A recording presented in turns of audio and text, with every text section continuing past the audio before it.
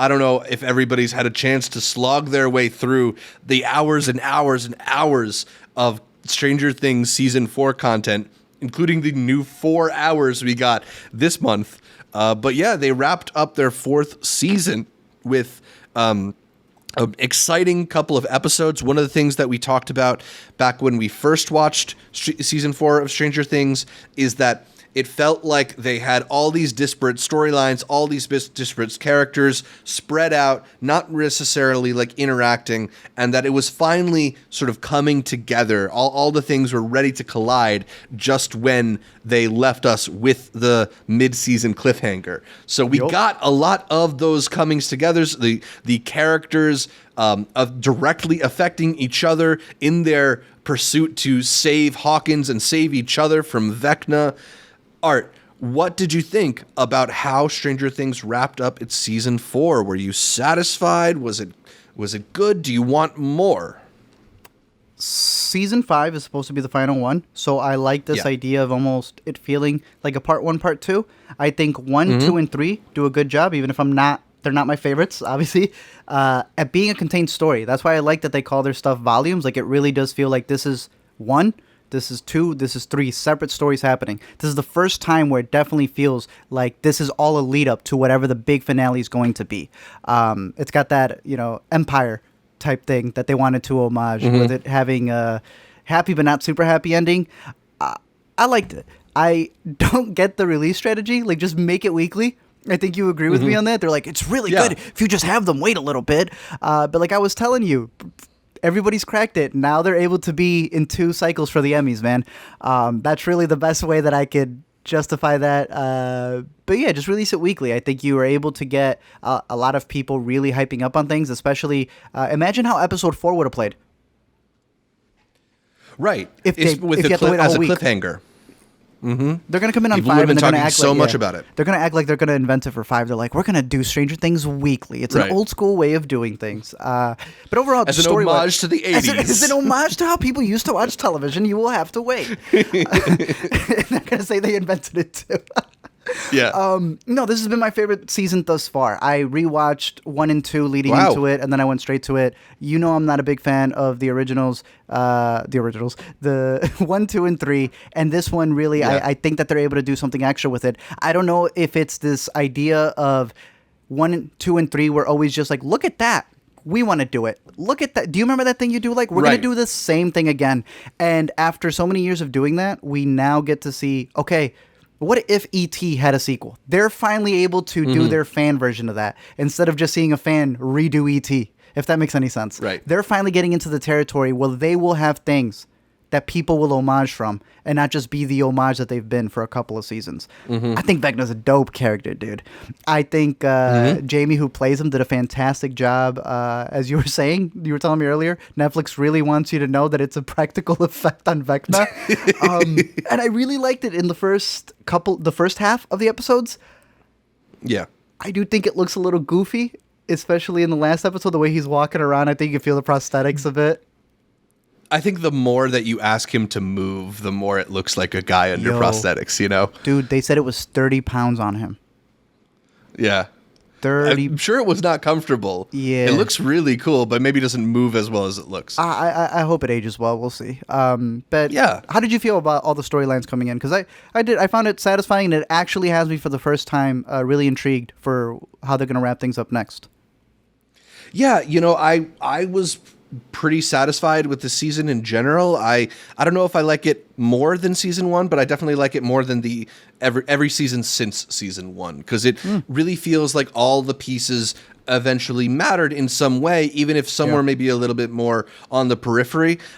It did just come to it did feel eventually like, like every piece was contributing in some way. Like every character that they introduced wasn't there just to pad out the cast and flex their budget, their $30 million per episode budget or whatever. Which showed.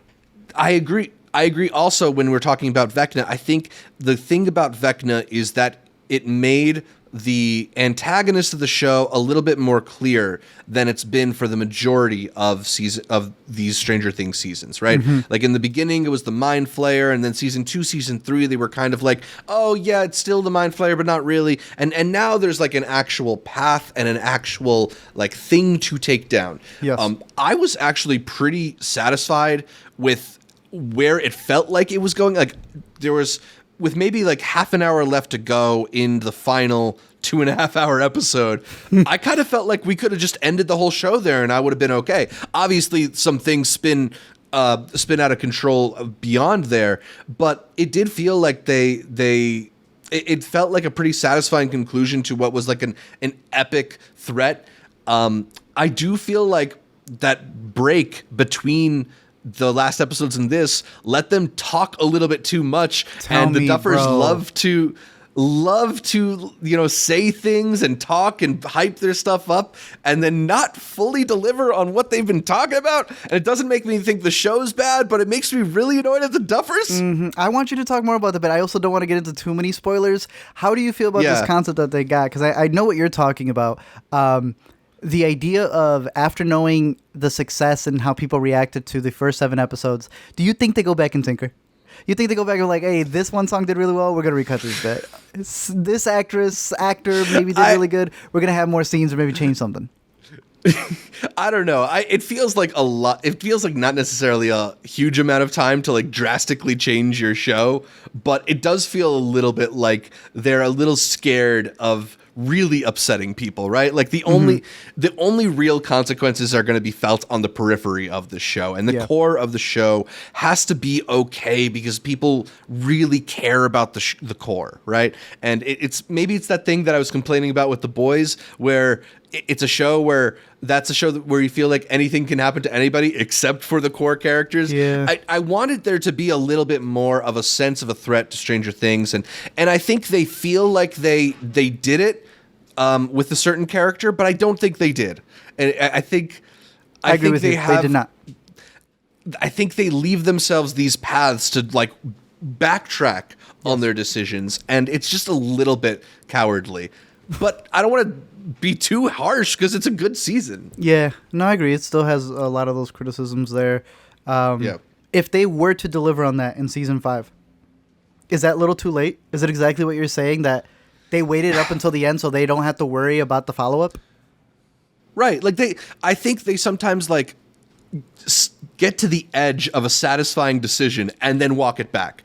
But like, even if you get to that satisfying decision late, like, when you set yourself up for it, just go for it. Like, your audience will forgive you. Yeah. Just be brave. Even if season 5 maybe gets a little bit darker and has some more consequences, I just don't know if that's going to really atone for season 4. But like, I feel like I'm saying that as if to say I didn't like season 4. I really liked season 4. That's just your biggest criticism of it. They like to pretend that this is some like scary show with really daunting things for their characters, and who's gonna make it, protect Steve, and it's not that show. It's not. It's a cute adventure. It's a cute adventure with some scary things. Why did Netflix put out ads to not kill a character that they're responsible for? Yeah, they're if you want to protect Steve so badly, you do it. Go to the writer's room. You literally are the one person who can protect them. Walk down the hall. But overall, Stranger Things season 4, I still think delivered. It's the best one that they've got yet. I'm curious to see what they do with 5. But more than that, I do want to just go a little bit forward to answer one of the things that we had in the yay or nay because we're on the topic. What do you think about their production company being announced today after the weekend? They came out and they said that they're doing Upside Down Pictures. Bro, there's going to be a stage play for Stranger Things. I know they were already working on The Talisman for Stephen King and Spielberg, which is crazy. It's crazy to homage somebody so hard and then get to work with the man. They're doing another show with the showrunners who did Dark Crystal.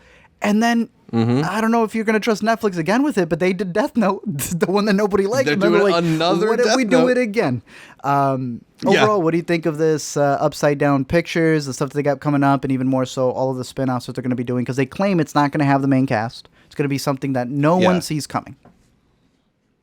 I mean, it's interesting because, like, Obviously, it's not like a huge surprise to give the Duffers this kind of deal, and we see this with a bunch of TV showrunners. Like Netflix did a similar thing with Shonda. They did a similar thing with Ryan Murphy.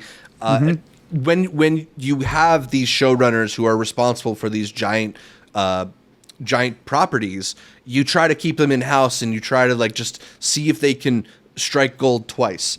I don't know if if the Duffers are necessarily people who I would trust to, carry out a whole scope of productions. We saw previously when they tried to spin off Stranger Things and how poorly that went during season 2.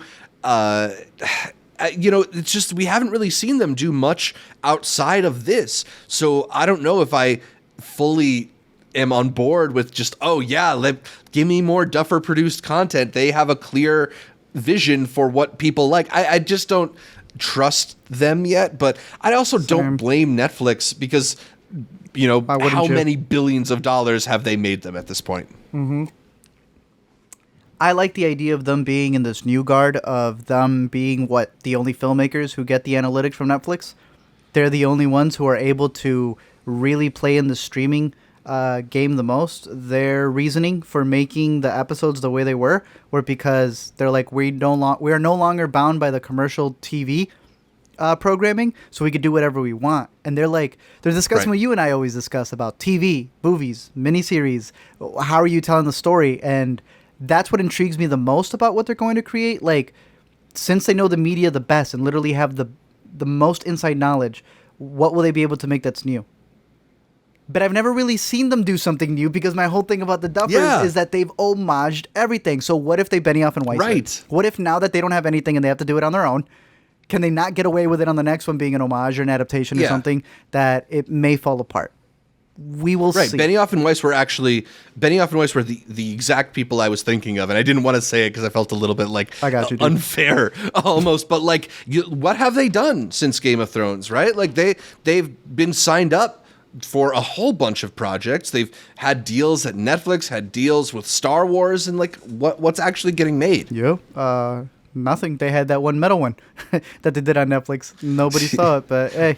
Based on a script he wrote before Game of Thrones. Yeah. So maybe, I don't know. That'll be some of the stuff that they do, but we'll see. It seems intriguing, some of the other projects that they have on there.